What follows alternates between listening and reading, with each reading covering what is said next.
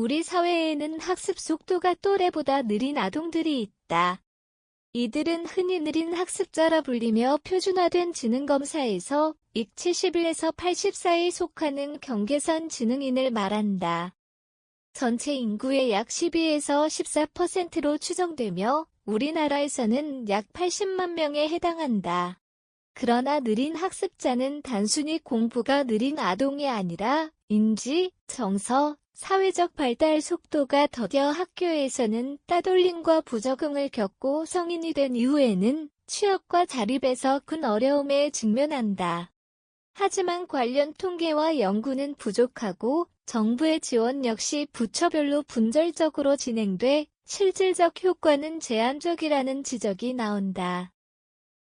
사진 출처, 느린 학습자를 지도하고 있는 선생님의 모습 챗GPT 생성, 지역별 교육 인프라 불균형 또한 심각해 상당수 느린 학습자가 제도적 사각지대에 놓여 있다. 이제는 느린 학습자를 향한 사회적 이해와 교육적 지원이 근본적으로 재정비돼야 한다. 느린 학습자는 정보를 습득하는 과정이 또래보다 오래 걸리지만 이는 결코 지능의 부족이 아닌 학습 방식의 차이로 볼 수 있다. 문제는 학교 현장에서 이들이 충분히 고려되지 못한다는 점이다. 빨리 배우는 학생을 기준으로 운영되는 교실에서는 느린 학습자가 뒤처지기 쉽고 이로 인해 낮은 자존감과 학습 회피로 이어지기도 한다. 최수환 박사, 상담심리는 느린 학습 아동에게 가장 중요한 것은 성취의 속도가 아니라 학습 과정에서 존중받는 경험이라며 조급함보다는 아이의 속도를 인정해주는 태도가 장기적으로 학습 동기와 자기 효능감을 높인다고 설명한다.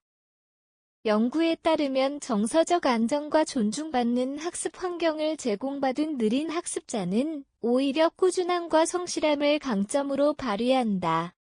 따라서 속도를 맞추는 것이 아닌 아이의 속도 자체를 존중하는 교육이 필요하다. 교사의 맞춤형 지도 전략과 교실의 배려. 학교 현장은 느린 학습자가 성장할 수 있는 가장 중요한 공간이다. 교사의 역할은 단순한 지식 전달자가 아니라 개별 학습자의 속도와 특성을 반영한 조력자다. 실제로 일부 교육청에서는 소규모 집중 학습 시각 자료 활용 체험 기반 수업 등을 도입해 느린 학습자에게 긍정적 효과를 내고 있다. 그러나 전국적으로 균형 있게 적용되지 못하고 있으며 특히 농촌과 도서 지역의 교육 인프라는 여전히 취약하다.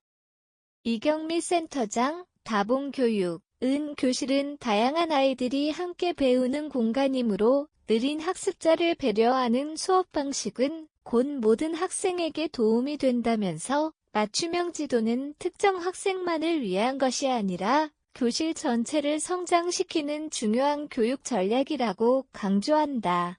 또래 학생들의 인식 개선 역시 중요하다.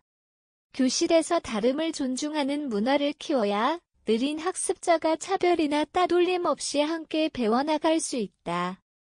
가정의 역할은 느린 학습자에게 무엇보다 중요하다. 부모가 조급해하지 않고 작은 성취에도 긍정적인 피드백을 주는 태도가 필요하다. 짧고 반복적인 학습 습관을 형성해주거나 놀이와 생활 속 경험을 활용한 자연스러운 학습 기회를 제공하는 것도 효과적이다.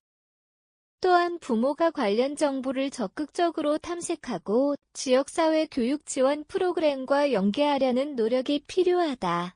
하지만 현재 지원 체계가 지역마다 크게 차이나기 때문에 많은 부모들은 여전히 실질적인 도움을 받지 못하는 실정이다. 이는 국가 차원의 정책 개선이 반드시 필요한 이유다.